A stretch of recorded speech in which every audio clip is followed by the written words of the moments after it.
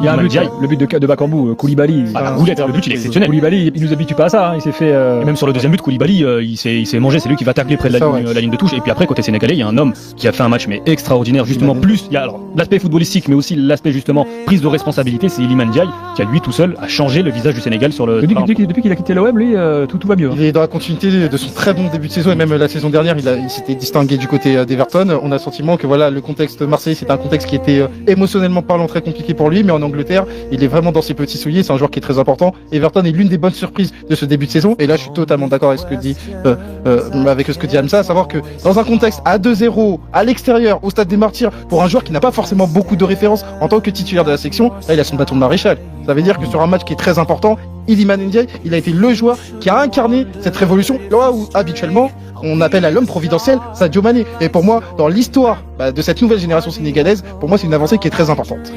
Pour finir sur le stade des Martyrs, je précise que c'était pas le stade où avait eu lieu le fameux match de boxe Ali Forman 74, c'était un autre stade qui Tata Raphaël. Voilà, qui n'existe plus, je crois, qui est en ruine. Ouais, c'est ça exactement. Il reste plus grand chose. Et vraie question là aussi, on en a parlé très rapidement tout à l'heure hors antenne, où se jouera le dernier match de la RDC face au Oui, parce que vu le stade a été détruit. oui, vu l'état du stade, il y a eu des dégradations assez importantes. Il faut les remplacer tous ces sièges.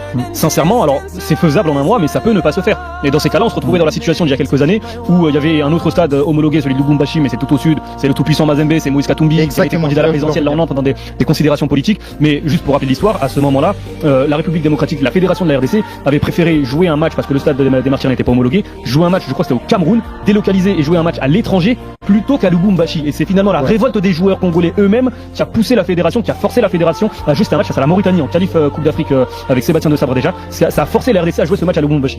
Ça va être pour moi un enjeu très important parce qu'il y a le contexte politique qui fait qu'aujourd'hui, notamment là on est sur une course contre la montre pour savoir où la République démocratique du Congo va jouer un match qui dans l'absolu pourrait être déterminant, pas seulement pour aller à la Coupe du Monde, mais même aller en barrage si d'aventure tu venais être tenu en échec contre le Togo.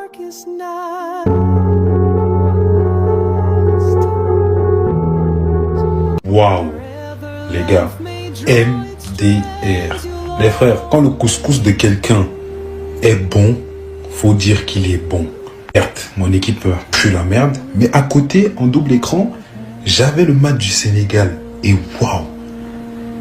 waouh, Iliman Ndiaye, waouh. Aujourd'hui, jouer comme, wesh, le niveau de Broly aujourd'hui sur le terrain, c'est du jamais vu. Un match où ils étaient en train de se faire chicoter, revenir 3-2. Et de la manière qu'il a joué, c'est du n'importe quoi. C'est pas un Brésilien, lui? On est sûr que lui, là, dans l'équipe du Brésil, il devient le meilleur joueur de l'équipe. Franchement, aujourd'hui, aïe, les deux Congos vont surveiller les flammes, hein.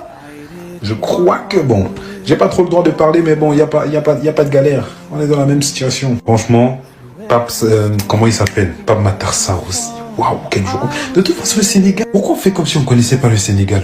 Franchement, le Sénégal choque encore qui en Afrique. C'est une équipe cohérente, qui joue, qui a un plan de jeu, qui travaille bien. Et ça se voit sur le terrain. Et ils vont encore représenter l'Afrique à un moment donné. Ça devient fatigant que ce soit toujours les mêmes. Voilà. Franchement, bravo au Sénégal. C'est incroyable le match qu'ils ont pondu. Iliman Ndiaye, top player. C'est qui lui? C'est Neymar, c'est Désiré Doué. Moi, je l'ai vu à Marseille, j'ai vu ses matchs. C'était personne. Là, aujourd'hui, il a fait le match de sa vie, il était technique. Tout ce qu'il faisait, ça allait dans le sens du jeu, j'ai rien compris. Je m'attendais pas à ça. Iliman Ndiaye, je savais pas qu'il était aussi fort. Franchement, il m'a choqué aujourd'hui. En tout cas, nous, est-ce qu'on a dit au revoir à la Coupe du Monde? Franchement, je pense qu'on a dit au revoir. Hein. Parce que le Sénégal, je les vois pas faire 2 faux pas, même un. Là, ils savent qu'il leur reste 2 matchs. Et dans les 2 matchs, il leur reste 1 à la maison. Sénégal, faire un faux pas, ça va être compliqué. Ce soir, on a laissé passer notre chance, les gars. On est tous comme ça. Et on va pas se réveiller tout de suite, je vous le dis. Bon, on n'a pas encore vraiment laissé passer notre chance parce qu'il y a encore les barrages. Mais les barrages en Afrique, les gars, c'est une histoire. C'est une compétition qui commence entre les demi-finales ou les quarts de finale, je suis pas sûr. Celui qui gagne la compétition, il va pas en Coupe du Monde encore. Non. Il y a encore une autre compétition en mars ou en avril, un truc comme ça. Et là, si tu gagnes l'autre compétition qui va être la même chose...